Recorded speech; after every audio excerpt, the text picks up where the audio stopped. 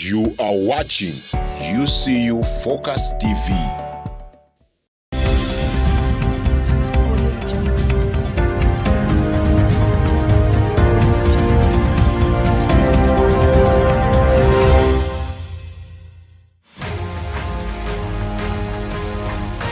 Welcome to Media Link News with Brian Kabogoza. Welcome back to the Easter semester, and of course, this is the semester whereby things have changed. As I speak right now, we have no guild president. Prices have gone high, and this is out of the issues we shall be discussing in tonight's bulletin.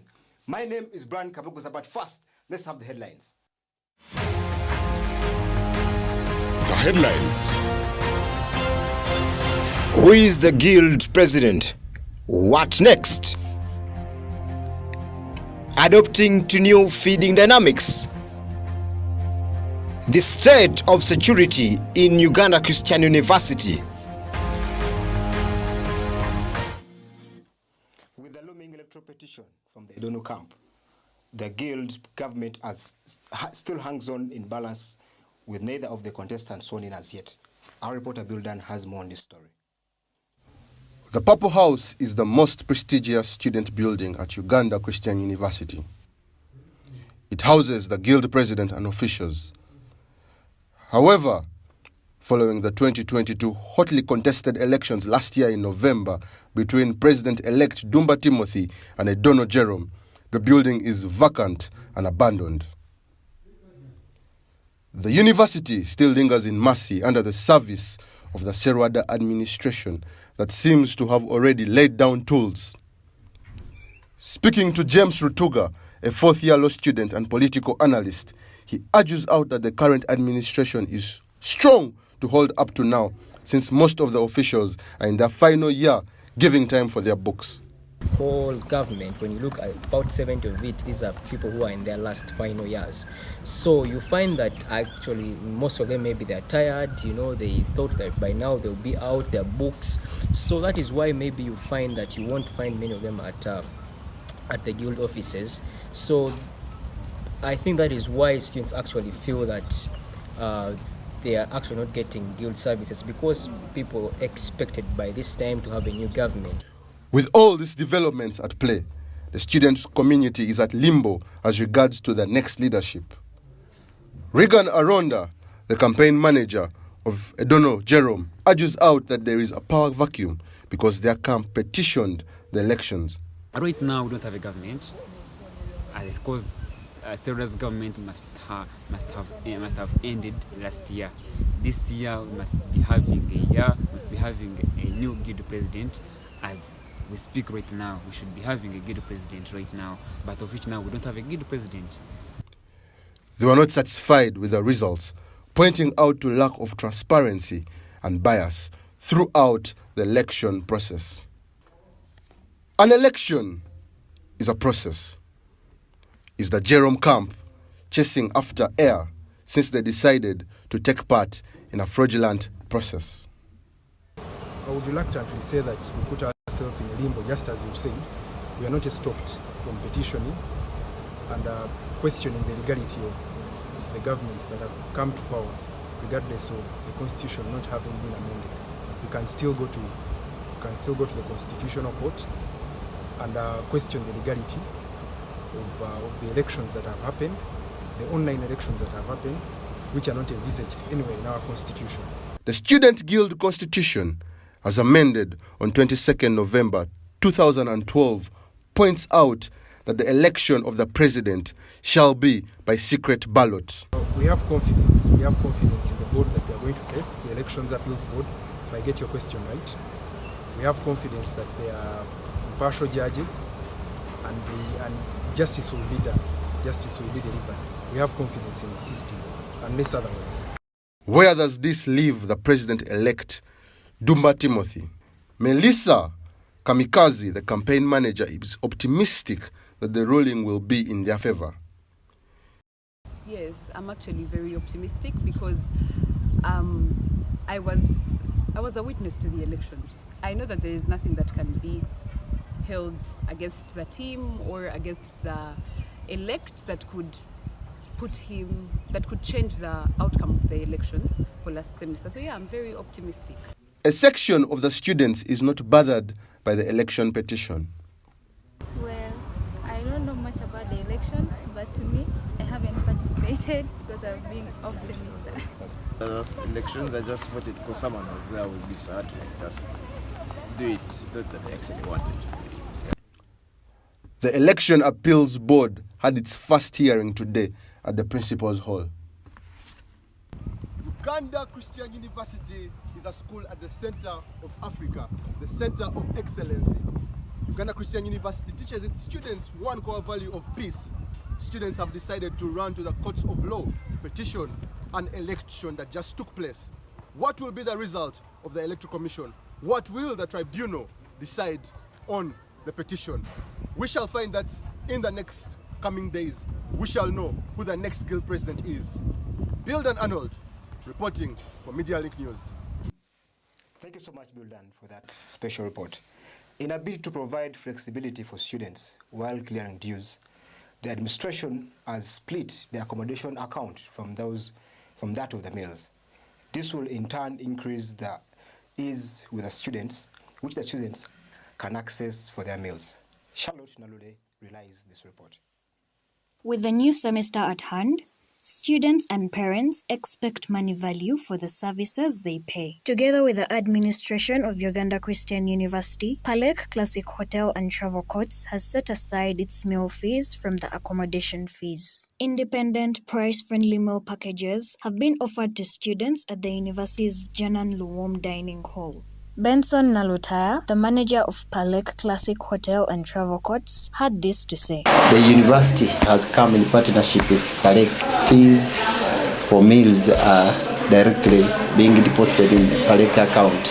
We have provided 3 accounts, one in Stanbic Bank, another one in Central Bank, and Equity Bank. In the past, a student staying in the halls of residence paid 1.45 million for both meals and accommodation. However, with the new strategy at hand, they will be able to access food easily with no restrictions. This has been a long-awaited decision to be taken by the university. This is what the students have been yearning for. It involved interactions between the students themselves and the service providers. I personally had an interaction with the service providers at one point. I find it favorable because I get to choose the meals I have to eat. According to the system, the previous one, it was like you pay 1M for the, even for things that you're not going to take, like when you say breakfast, evening tea. Some people don't take lunch, so you get to choose. It helped me to save because now, when you're given that 1M, you get to pay for what you can consume in a semester. So, Students now who want to sleep in the halls of residence can stay in the halls of residence while having their meals at any convenient place that they would want.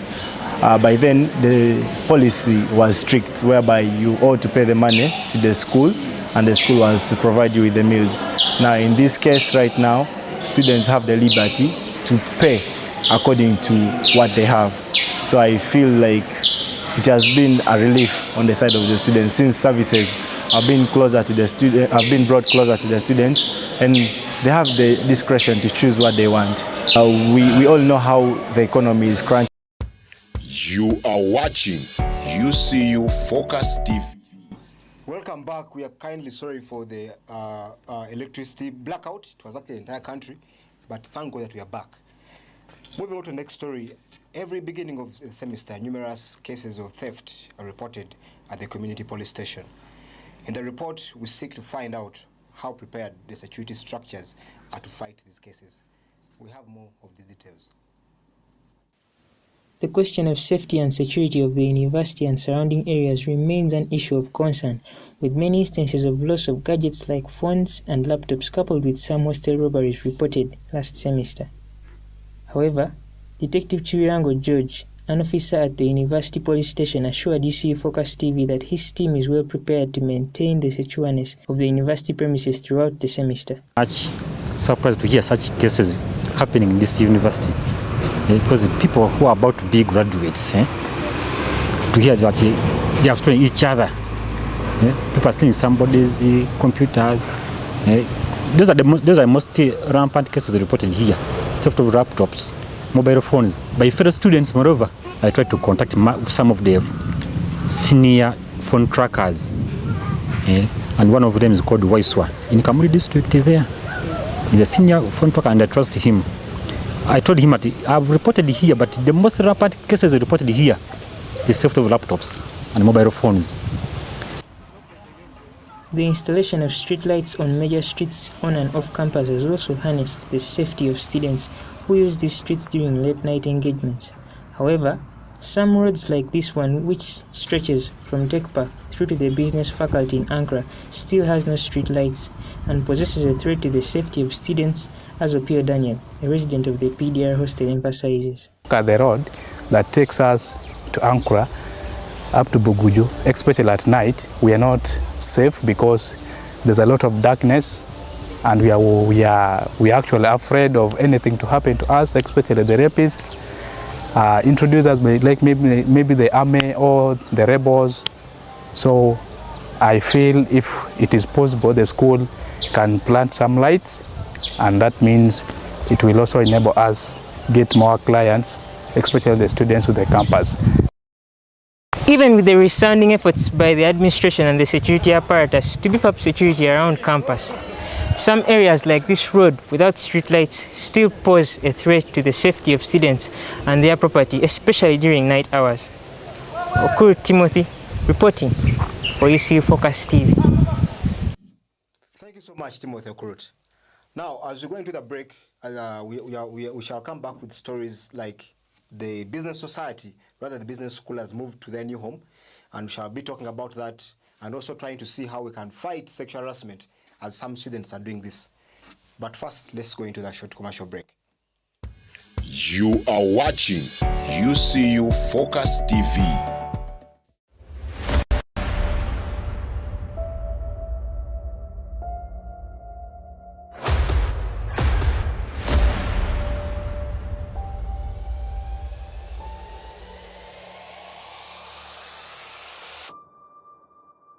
So you are now aiming to become a lawyer.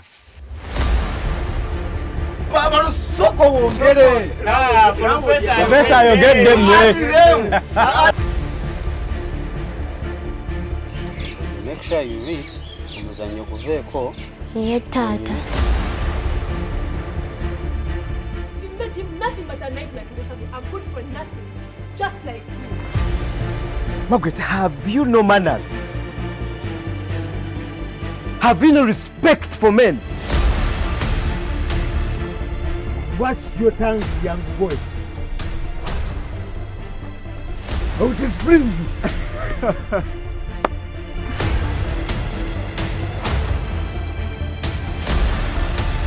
Sure.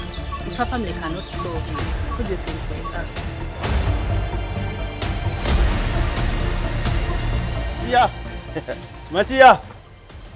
Matiya wakasajja kano kanywedde ssente mmeka?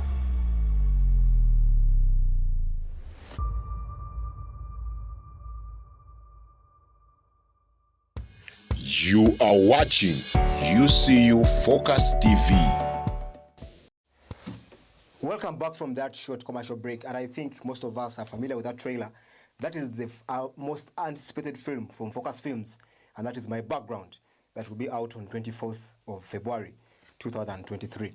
Moving on to the next story. Citing challenges of space and convenience, the School of Business has officially gone to their new home in Ankara Hill.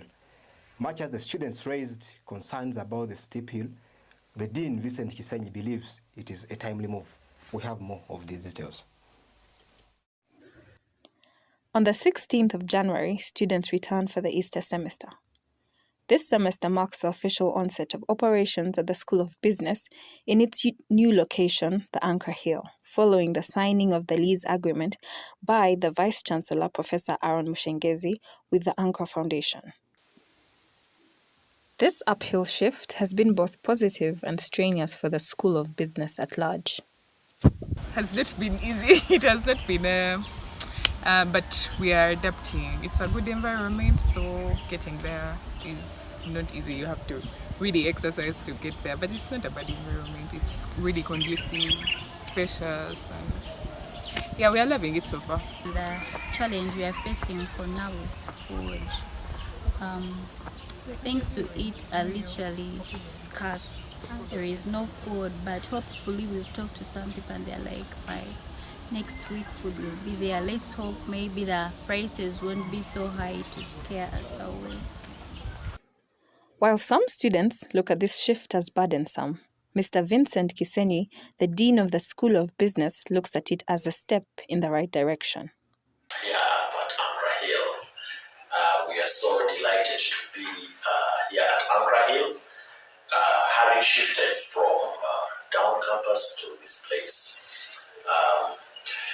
The shift has been a positive shift and done in the best interest of the students, so as to be able to deliver quality service to our students.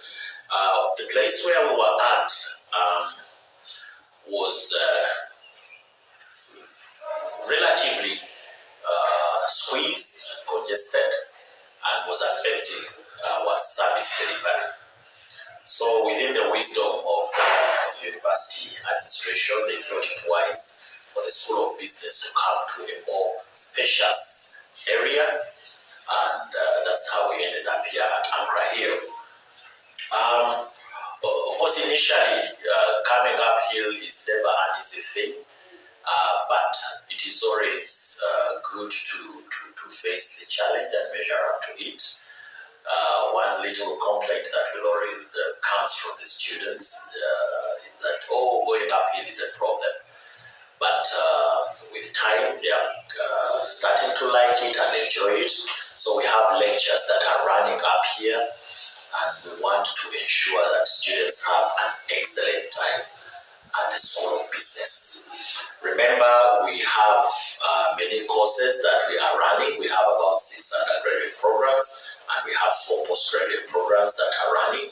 And we need space to ensure that we give quality services. For the business students, it will be an uphill journey henceforth, which just adds to the holistic education at Uganda Christian University. Naturally, the journey of life is an uphill trek. For one to reach the top, they must endure the hill. Precious Oloyo, reporting for MediaLink News. Thank you so much, Aloyo Precious. I now understand that our colleagues in the business school are having a good time in their new home. Cases of sexual harassment are not unheard of in a learning environment and corporate workspaces. It's on this basis that a group of students have started a campaign dubbed Tonkwatako. Our reporter, Faith Zipora, engaged them, and this was the interview. The sexual harassment campaign, of course, we came in as a group of youth having that hunger to see change in the society, having that passion to see something changing in the society. So we came in with the sexual harassment campaign, hashtag #Tonkwatako, do not touch me without consent, in order to see something changing, because we have seen a good number of ladies, a good number of gentlemen being harassed at their places of work, even the students being harassed in university, even high school students being harassed. So we came in to say that no, at least we can bring about change. There's a stone that we can actually bring up there, and there is something that can actually change. Yeah, it's an ongoing survey that contains questions like that are going to help us to figure out. Now, this is based in UCU. Figure out the percentage of those that have been sexually harassed, those that are actually willing to speak, because it's not an easy thing to actually come out and say. It is anonymous. Yeah. So we give the people who actually feel like they do not want to expose themselves to actually tell us something. So it's going to be an approximation. It's not going to be exact, or it's going to be that percentage of those that have been harassed, percentage of those that have been harassed and come out, then percentage of those that have been harassed. And in sports, UCU Lady Doves are off to Nkumba University this weekend to face with Must. More on this story, our reporter, Aboga. The UCU Lady Doves started the second round of the National Volleyball League on a high after defeating St. Charles Volleyball Club 3-0. We spoke to UCU Lady Doves team captain, Evas Nayebare, to know how they prepared and managed to win against St. Charles. We had strategized even before we left for Christmas. We knew, of course, we had to come back for the second round, so we were prepared. We knew we had teams to play because the second round has to be there, so we were prepared. We knew we had to play them. Evas Nayebare also informed us of the next fixtures that will be played this weekend at Nkumba University. We also got in touch with the UCU Lady Doves team coach, Juma Osunge, to find out of his plans to sign new players. If we could be given more slots, because signing players is every coach's wish, but at UCU we are having a specific number of slots that we assigned the team. So it's one of the areas that are engaging the sports department and DOSA's office to boost the ladies. Andrew Aboga, Medi Nyanzi, reporting for Media Link News. Thank you so much, Andrew Aboga and Nyanzi Medi. I understand most of us are sports lovers. And of course, being the Easter semester, this is the time we should embrace sports. We have lots of sports. We have rugby, we have volleyball, we have basketball. So let's engage in the sports. As we conclude, we want to thank you for having been with us live on this bulletin. We always have Media Link News live at 6 every Friday. This is the time where we bring you all the big stories that have happened in the week and we broadcast them live to you. From me and the team, thank you so much and have a good night.